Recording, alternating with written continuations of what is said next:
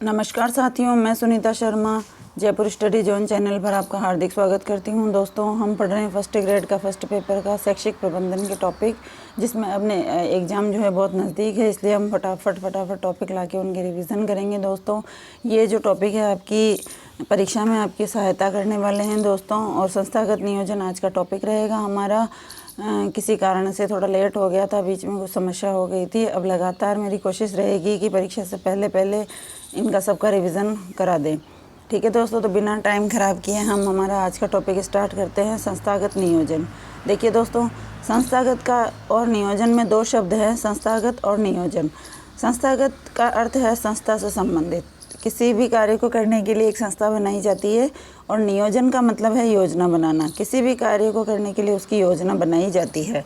तो संस्था बना करके और फिर संस्था के लोगों के द्वारा उसकी योजना बना करके उस कार्य को क्रियान्वित किया जाता है। तो उस योजना को क्या कहते हैं? हम संस्थागत नियोजन कहते हैं। तो देखते हैं हम संस्थागत नियोजन का अभिप्राय क्या है।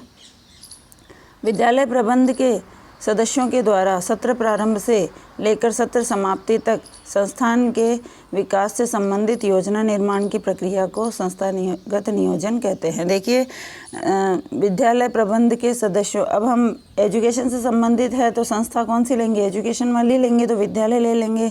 तो विद्यालय क्या है? संस्था है। तो विद्यालय प्रबंधन के सदस्यों के द्वारा सत्र प्रारंभ से लेकर सत्र समाप्ति तक संस्था के विकास से संबंधित योजना निर्माण की प्रक्रिया को ही क्या कहा जाता है? संस्थागत नियोजन कहा जाता है। ठीक है दोस्तों, तो ये हमने संस्थागत नियोजन का अभिप्राय पढ़ लिया है। आगे देखते हैं हम संस्थागत नियोजन की सिफारिश मुदालियर शिक्षा आयोग 1952-53 के द्वारा की गई थी। देखिए दोस्तों, सबसे पहले मुदालियर आयोग के द्वारा, मुदालियर आयोग कब बना था दोस्तों? 1952-53 में बना था। तो ये डायरेक्ट क्वेश्चन भी पूछे जाते हैं, मुदालियर शिक्षा आयोग कब बना था? 52-53 में। तो संस्थागत नियोजन की सिफारिश सबसे पहले 52-53 में मुदालियर शिक्षा आयोग के द्वारा की गई। समुन्नयन योजना के नाम से इसको जाना जाता है। ठीक है दोस्तों, तो मुदालियर शिक्षा आयोग की सिफारिश पर जो योजना बनाई गई थी संस्थागत नियोजन के लिए 52-53 में, उसे समुन्नयन योजना के नाम से जाना गया था। शैक्षणिक योजनाओं को सफल बनाने की शुरुआत कोठारी आयोग 1964-65 की सिफारिशों पर की गई। ठीक है दोस्तों, तो संस्थागत नियोजन की सिफारिश तो की थी मुदालियर आयोग ने, और उन शैक्षिक योजनाओं को सफल बनाने की शुरुआत, जो उनको क्रियान्वित करने का कार्य है, वो किसने किया था? कोठारी आयोग 1964-65 का है। तो ये आयोग 64-65 में बना हुआ है, ध्यान में रखिएगा, डायरेक्ट पूछे जाते हैं सवाल। राजस्थान में अगस्त 1968 में विद्यालय योजना की रूपरेखा तैयार हुई व प्रकाशित हुई। ये कौन नहीं है दोस्तों? किया आएगा यहाँ पर। राजस्थान में अगस्त 1968 में विद्यालय योजना की रूपरेखा तैयार हुई और प्रकाशित हुई। 1972-73 से प्रत्येक विद्यालय के लिए विद्यालय योजना अनिवार्य हो गई। 1972-73 से प्रत्येक विद्यालय के लिए विद्यालय योजना तैयार हो गई। संस्थागत नियोजन को भारत में लाने का श्रेय मुदालियर आयोग को ही जाता है। तो देखिए दोस्तों, यहाँ हमने पढ़ा है कि सबसे पहले सिफारिश किसने की थी संस्थागत नियोजन की? 52-53 में मुदालियर आयोग ने की थी, और समुन्नयन योजना के नाम से इसे जाना गया था। तो ये इम्पोर्टेंट है कि संस्थागत नियोजन को भारत में लाने का सबसे पहले जो श्रेय दिया जाता है वो मुदालियर आयोग, और ये आयोग कब बना था? 1952 और 53 में बना था। ठीक है दोस्तों, आगे चलते हैं हम। प्रोफेसर मेसी के अनुसार संस्थागत नियोजन एक ऐसी प्रक्रिया है जिसके द्वारा प्रबंधक उपलब्ध संसाधनों का उपयोग करते हुए कार्य पूर्ति के विकल्प खोजता है। संस्थागत नियोजन एक ऐसी प्रक्रिया है जिसके द्वारा प्रबंधक उपलब्ध संसाधनों का उपयोग करते हुए कार्य पूर्ति के विकल्प ढूंढता है। प्रोफेसर मेसी ने ऐसा कहा है दोस्तों कि जिसके द्वारा प्रबंधक उपलब्ध संसाधनों का उपयोग करते हुए कार्य पूर्ति के विकल्प खोजता है, वह क्या होती है? संस्थागत नियोजन की प्रक्रिया होती है। E.W. फ्रैंकलिन के अनुसार संस्थागत नियोजन शिक्षा सुधार की यात्रा में एक मील का पत्थर है। E.W. फ्रैंकलिन के अनुसार मील का पत्थर बताया गया है संस्थागत नियोजन को। M.B. के अनुसार आवश्यकताओं तथा अन्य संसाधनों के आधार पर एक संस्था द्वारा निर्मित विकास और सुधार कार्यक्रम संस्थागत नियोजन कहलाता है।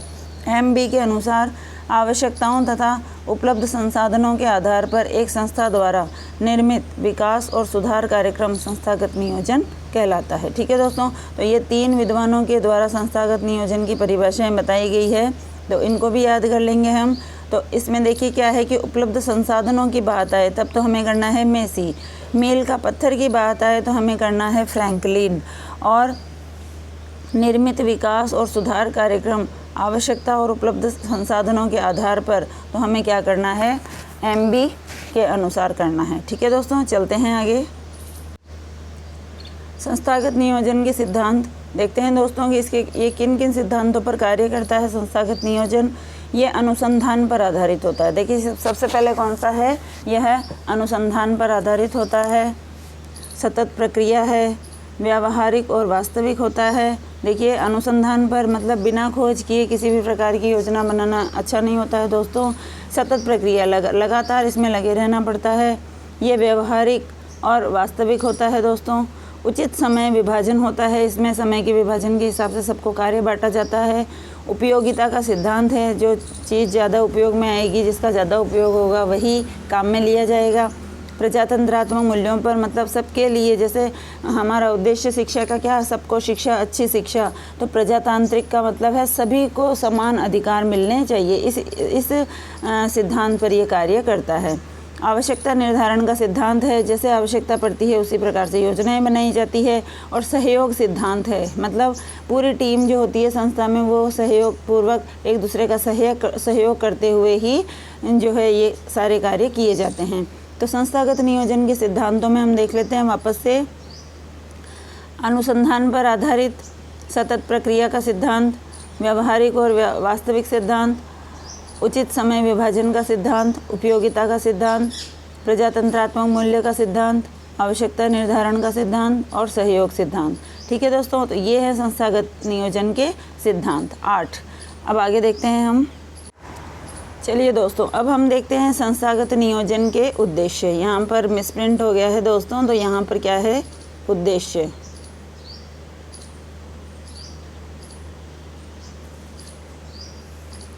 संस्थागत नियोजन के उद्देश्य देखिए दोस्तों कौन कौन से होते हैं।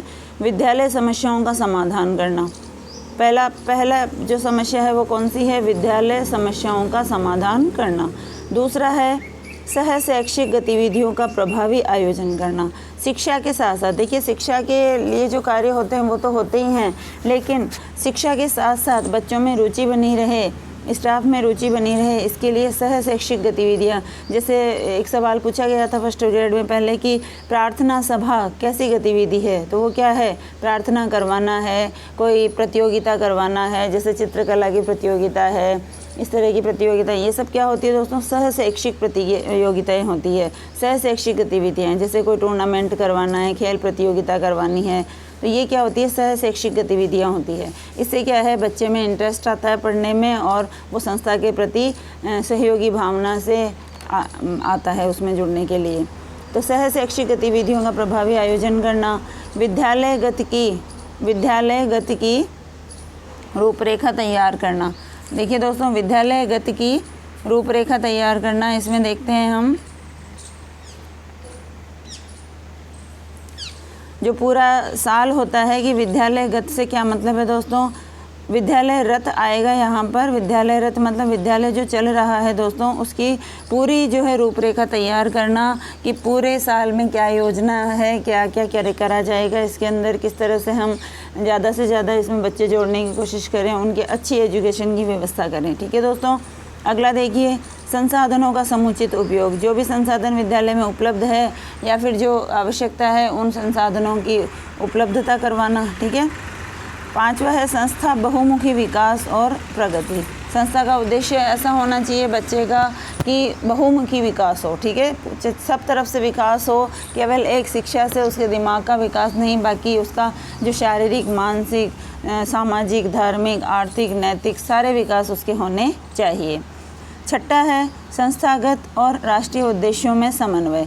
ठीक है, जो संस्था जो चल रही है वो और राष्ट्र के प्रति हमारे क्या उद्देश्य हो सकते हैं, इन दोनों के उद्देश्यों में समन्वय होना चाहिए। क्योंकि दोस्तों बच्चा जो है विद्यालय से ही पढ़कर निकलता है, सबसे पहली शिक्षा तो उसे परिवार में मिलती है और उसके बाद में शिक्षा उसे यहाँ विद्यालय में मिलती है। तो विद्यालय की पूरी जिम्मेदारी है कि उसको जो है बच्चे को इस तरह के मानसिक स्थिति में ढाला जाए कि वो अपने देश के लिए अच्छे कर्तव्य निभा सके।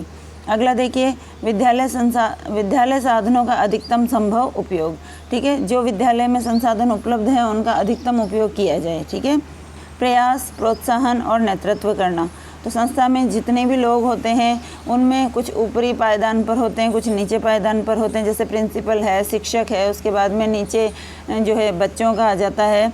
तो प्रयास जो भी हमें करने हैं वो बच्चों के भविष्य को देखते हुए करने हैं, उनको प्रोत्साहित भी करना है और उनका अच्छे से नेतृत्व भी करना है। तो ये क्या है दोस्तों, संस्थागत नियोजन के उद्देश्य हैं। ठीक है, तो पहला देखिए, विद्यालय समस्याओं का समाधान। दूसरा, सह शैक्षिक गतिविधियों का प्रभावी आयोजन। अगला है विद्यालय रथ की रूपरेखा तैयार करना। अगला है संसाधनों का समुचित उपयोग करना। संस्था का बहुमुखी विकास और प्रगति। संस्थागत व राष्ट्रीय उद्देश्यों में समन्वय। विद्यालय साधनों का अधिकतम संभव उपयोग।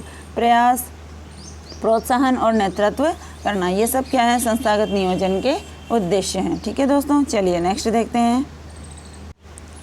संस्थागत नियोजन के प्रकार भी है दोस्तों। कितने प्रकार होते हैं देखो, अल्पकालीन और दीर्घकालीन। अल्पकालीन में देखिए केवल एक शैक्षिक सत्र के लिए निर्मित योजना, और दीर्घकालीन में क्या होता है, एक से अधिक शिक्षा सत्र के लिए निर्मित योजना। तो अल्पकालीन कम समय के लिए और दीर्घकालीन अधिक समय के लिए। इसके बाद में हम देखते हैं विद्यालय योजना के चरण कितने होते हैं दोस्तों, 9। विद्यालय योजना के कितने चरण होते हैं, 9। तो इन चरणों के बारे में हम देख लेते हैं। देखिए आगे,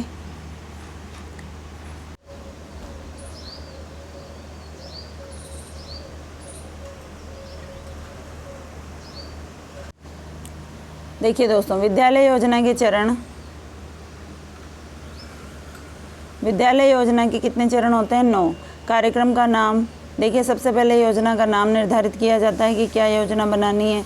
उसके बाद में उसका एक प्रभारी नियुक्त किया जाता है और उसके सहयोगी भी होते हैं उसके अंदर। फिर विद्यालय की वर्तमान स्थिति देखी जाएगी कि उस योजना के लिए विद्यालय किस तरह से विद्यालय में हम काम कर सकते हैं। आवश्यकता, किस किस चीज़ की आवश्यकता होगी। उपलब्ध संसाधन, उस योजना के लिए सफल बनाने के लिए हमारे विद्यालय में उपलब्ध संसाधन कौन कौन से हैं। इसके अलावा योजना का लक्ष्य निर्धारित किया जाएगा और उस लक्ष्य को प्राप्त करने के लिए अवधि भी निश्चित की जाएगी। इसके अलावा अब सारी योजना को बनाने के बाद में अब उसकी योजना क्रियान्विति कैसे की जाए। ठीक है, और फिर अंत में क्या होता है, मूल्यांकन। मूल्यांकन में क्या है दोस्तों, अंत में जैसे उस योजना से कोई लाभ, हानि या उसका कोई उद्देश्य जो हमने निर्धारित किया था वो कितना, हम कहाँ तक पहुँच पाए हैं। तो इस तरह से हम क्या करेंगे, विद्यालय योजना के 9 चरण लेंगे, जिसमें देखिए कार्यक्रम का नाम, प्रभारी और सहयोगी, वर्तमान स्थिति, आवश्यकता, उपलब्ध संसाधन, लक्ष्य, अवधि, क्रियान्विति और मूल्यांकन। इस प्रकार से हम 9 चरण बनाएंगे योजना के। देखिए दोस्तों, संस्थागत नियोजन के क्षेत्र देख लेते हैं हम। अब किस किस क्षेत्र में ये किया जा सकता है। पहला है शैक्षिक क्षेत्र। शैक्षिक क्षेत्र में क्या क्या होगा दोस्तों, पाठ्यक्रम का संचालन किया जाएगा, अध्यापक दैनिक डायरी निर्माण किया जा सकता है, आदर्श पाठ योजना का निर्माण किया जा सकता है, शिक्षक सहायक सामग्री का प्रयोग करेगा और विभिन्न परीक्षाओं का संचालन किया जाएगा। तो एक जो है शैक्षिक क्षेत्र में यानी विद्यालय में इस तरह से हम योजना बना सकते हैं। पाठ्यक्रम निर्धारित, अध्यापक की दैनिक डायरी, मतलब रोज़ वो क्या क्या कार्य करेगा। आदर्श पाठ योजना, जो भी बच्चों को पढ़ाना है उसके लिए एक छोटी पाठ योजना, ज़्यादा बड़ी भी नहीं होनी चाहिए, छोटी भी नहीं होनी चाहिए। और शिक्षण सहायक सामग्री का प्रयोग क्या क्या किया जाएगा उसमें, जैसे बोर्ड है, डस्टर है, चौक है, आजकल नए जो पैनल लगते हैं, बोर्ड लगते हैं, मार्कर वगैरह से काम में लिया जाता है। विभिन्न परीक्षाओं का इसमें आयोजन किया जा सकता है। इसके बाद में देखिए सह शैक्षिक क्षेत्र। सह शैक्षिक शहर नहीं है ये दोस्तों, सह शैक्षिक क्षेत्र है। प्रार्थना सभा का आयोजन, सांस्कृतिक कार्यक्रमों का आयोजन, बाल सभाओं का आयोजन, मिड डे मील योजना, पुस्तकालय और प्रयोगशाला संचालन, ये सब क्या है दोस्तों, सह शैक्षिक क्षेत्र है। तो इस प्रार्थना सभा का तो सवाल भी पूछा जा चुका है कि यह कैसा क्षेत्र है। ठीक है दोस्तों, चलिए आगे। इसके अलावा है भौतिक क्षेत्र, यानी विद्यालय में जो भी हमारे को उपलब्ध सामान है उसके बारे में देखिए क्या है, विद्यालय 4 दीवारी का निर्माण करना। ठीक है दोस्तों, देखो विद्यालय का निर्माण किया जाएगा, उसके चारों तरफ 4 दीवारी भी बनाई जाएगी। साइकिल स्टैंड निर्माण, जो बच्चे अगर साइकिल से आते हैं, किसी भी साधन से आते हैं तो उसको रोकने का स्थान बनाया जाए। फर्नीचर का निर्माण बच्चों के बैठने के लिए। शौचालय का निर्माण होना चाहिए। लाइट, पंखे और विद्युत व्यवस्था अच्छी होनी चाहिए। इसके अलावा विविध क्षेत्र में हम देख लेते हैं स्वतंत्रता दिवस 15 अगस्त पर और गणतंत्र दिवस 26 जनवरी पर विभिन्न प्रकार के प्रोग्राम किए जाते हैं। तो ये क्या है, अदर क्षेत्र हैं, विविध क्षेत्र हैं। तो संस्थागत नियोजन का क्षेत्र कौन कौन सा है, शैक्षिक क्षेत्र, सह शैक्षिक क्षेत्र, भौतिक क्षेत्र और विविध क्षेत्र। इन सबसे मिलकर के संस्थागत नियोजन का क्षेत्र बनता है कि संस्थागत नियोजन में व्यक्ति जो है किस किस प्रकार की किस तरह से योजना बना सकता है। ठीक है दोस्तों, आगे चलते हैं हम। अगर आपको ये वीडियो पसंद आए तो लाइक करें, शेयर करें और वीडियो पर नए हैं तो ध्यान में रखिएगा, चैनल पर नए हैं तो सब्सक्राइब जरूर करें। दोस्तों मेरी ये कोशिश रहेगी आपके लिए अच्छे अच्छे कंटेंट लेके आने की, और मेरा ये उद्देश्य है कि आपकी परीक्षा में ये जो मैं कार्य कर रही हूँ उसमें थोड़ा बहुत अगर जो है सहयोग हो जाएगा तो ये मेरे लिए बहुत अच्छी बात होगी। ठीक है दोस्तों, तो लाइक ज़रूर करें, कमेंट्स करके मुझे ज़रूर बताया करो। आप लोग कमेंट्स बिल्कुल भी नहीं करते हो दोस्तों, आपका जो है कमेंट्स मिलेगा तो मुझे मोटिवेशन मिलेगा। ठीक है दोस्तों, तो चलिए आगे का देखते हैं हम। आगे देखते हैं दोस्तों संस्थागत नियोजन की विशेषताएँ। संस्थागत नियोजन की जो विशेषताएं हैं वह लक्ष्य निर्देशित प्रक्रिया है, यानी इस योजना का कोई ना कोई लक्ष्य होता है। उपयोगिता पर आधारित है कि जो भी योजना बनाई जाएगी, जो भी लक्ष्य निर्धारित किए जाएंगे वो उनका कहीं ना कहीं कोई ना कोई उपयोग किया जाएगा। आवश्यकता पर आधारित प्रक्रिया, जैसे आवश्यकता होती है वैसे ही योजना बना ली जाती है। इसके अलावा सुधारात्मक प्रक्रिया, जो भी योजना बनती है वो किसी न किसी सुधार के लिए होती है और उस योजना में भी सुधार किया जा सकता है। विकासात्मक प्रक्रिया, वो पूरे विद्यालय के किसी न किसी विकास में सहयोगी होती है। इसके अलावा प्रेरणात्मक प्रक्रिया, और योजना जो बनाई जाती है उससे सभी को प्रेरणा मिलती है। तो इस तरह से ये क्या है, संस्थागत नियोजन की विशेषताएं हैं। तो फिर से देख लेते हैं हम। लक्ष्य निर्देशित प्रक्रिया, उपयोगिता पर आधारित प्रक्रिया, आवश्यकता पर आधारित प्रक्रिया, सुधारात्मक प्रक्रिया, विकासात्मक प्रक्रिया और प्रेरणात्मक प्रक्रिया। ठीक है दोस्तों, अगला देखते हैं हम। इसके बाद में हम देखते हैं समय नियंत्रित प्रक्रिया है। समय का इसके अंदर बिल्कुल जो है समय देख करके हमें कार्य करना पड़ता है। जैसे अल्पकालीन और दीर्घकालीन योजना हमने बनाई है तो हर योजना का जो है एक समय निर्धारित किया जाता है इसमें। इसके अलावा देखो लचीलापन, लचीलापन का मतलब होता है अगर किसी योजना को क्रियान्वित करने में कोई कठिनाई आ रही है तो उसमें हम परिवर्तन भी कर सकते हैं। ठीक है दोस्तों, तो वो क्या होता है, लचीलापन होता है। इसके अलावा समय नियंत्रित प्रक्रिया है, मतलब समय के अनुसार ही कार्य करना पड़ेगा। सहयोगात्मक प्रक्रिया, इस प्रक्रिया में, इस नियोजन में हम सभी का सहयोग ले सकते हैं। देखिए विद्यालय की एक पूरी टीम होती है जिसमें प्रिंसिपल है और ये जो है शिक्षक वगैरह है और कोई जो है बाबू वगैरह होते हैं, चपड़ासी है, छात्र छात्राएं हैं। तो ये क्या है, पूरी टीम होती है और इनका सबका सहयोग लिया जा सकता है। प्रजातंत्रात्मक प्रक्रिया, प्रजातंत्रात्मक प्रक्रिया में देखिए वो मैं आपको बता चुकी हूँ पहले कि भाई सभी के लिए जैसे सबको शिक्षा, अच्छी शिक्षा, तो इसमें किसी भी धर्म, जाति, वंश का इनका कोई लेन देन नहीं होता। इसमें सभी प्रकार के बच्चे आके पढ़ सकते हैं, सभी जातियों के टीचर्स पढ़ा जा सकते हैं। तो ये क्या है, समाज से संबंधित है। ठीक है। विशिष्ट और वास्तविक प्रक्रिया, ये वशिष्ठ नहीं है, क्या है, विशिष्ट है, विशिष्ट है और जो है वास्तविक प्रक्रिया है, मतलब इसको वास्तव में हम क्रियान्वित कर सकते हैं। समुदाय समर्थित प्रक्रिया है। ठीक है दोस्तों, तो विद्यालय चलाने में देखिए समाज का भी सहयोग हमें मिलता है। विद्यालय के जो है जो जितने भी जो टीम होती है उसका सहयोग तो मिलता ही, इसके अलावा जो है उस गांव की, शहर की जो भी समाज से संबंधित होता है वो समाज का सहयोग भी उसको मिलता है। ये क्या है, समुदाय समर्थित प्रक्रिया है।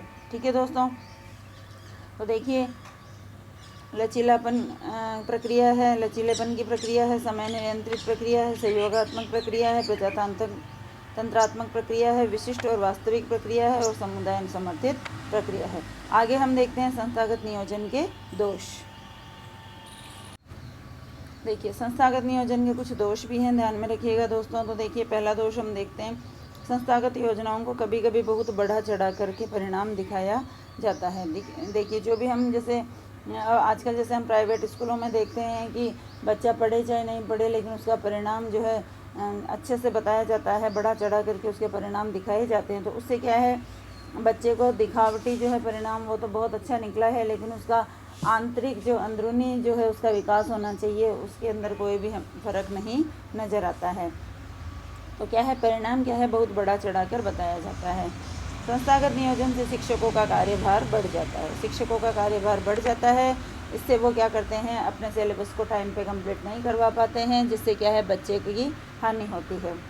संस्थागत नियोजन से आर्थिक लाभ नहीं होता है।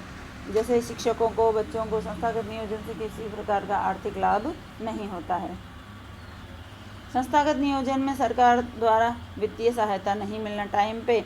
देखो, वित्तीय सहायता मिलती तो है, लेकिन अगर समय पे मिल जाए और अच्छे से मिल जाए तो उस योजना को क्रियान्वित करने में हमें जो है काफ़ी सहायता मिलती है।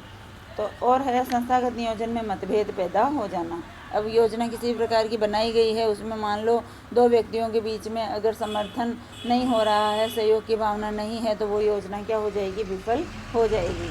तो दोस्तों, संस्थागत नियोजन के दोष हम देख लेते हैं वापस से। क्या क्या है कि संस्थागत नियोजन में परिणाम बढ़ा चढ़ाकर बताया जाता है, शिक्षकों का कार्यभार बढ़ जाता है, आर्थिक लाभ नहीं हो पाता है, सरकार वित्तीय सहायता नहीं दे पाती है ज़्यादा, और इससे क्या है, सहयोग नहीं होने के कारण मतभेद बढ़ जाते हैं। तो दोस्तों, ये जो संस्थागत नियोजन है, इसके बारे में हमने जो चर्चा की है, और इसके क्षेत्र, चरण, उद्देश्य, विशेषताएं, दोष और इसकी परिभाषाएं, और संस्थागत नियोजन क्यों आवश्यक है, इसके सिद्धांत, सभी के बारे में हमने चर्चा की है। और इसमें सबसे इम्पोर्टेंट तो ये है कि जो आयोग बताए गए हैं आपको स्टार्टिंग में, तो देखिए, संस्थागत नियोजन को लागू करने का सबसे पहले श्रेय किसको दिया जाता है, मुदालियर आयोग को। वो 1952-53 में बना था, और किस योजना के तहत, समून्वयन योजना के तहत। ठीक है दोस्तों।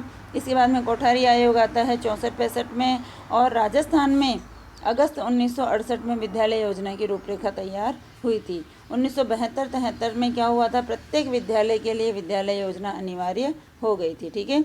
लेकिन सबसे इम्पोर्टेंट ये, भारत में संस्थागत नियोजन को लाने का श्रेय किसे दिया जाता है, मुदालियर आयोग को दिया जाता है। तो दोस्तों, ये संस्थागत नियोजन के बारे में हमने पढ़ा है। वीडियो आपको कैसा लगा कमेंट्स में ज़रूर लिखें दोस्तों, इससे मुझे मोटिवेशन मिलता है दोस्तों। और लाइक ज़रूर करें दोस्तों, शेयर तो आपकी इच्छा हो तो कर देना, नहीं कोई बात नहीं है, लेकिन अगर चैनल पर नए हैं तो सब्सक्राइब ज़रूर करें दोस्तों। ठीक है। आपकी इन सब चीज़ों से मुझे मोटिवेशन मिलेगा, और मैं आपके लिए और भी आगे जो है किसी एग्ज़ाम और होंगे उनमें जो है नए नए कंटेंट ला के आपकी सहायता कर पाऊँगी। ठीक है दोस्तों। तो फिर मिलते हैं नए टॉपिक के साथ में, तब तक के लिए जय हिंद, जय भारत।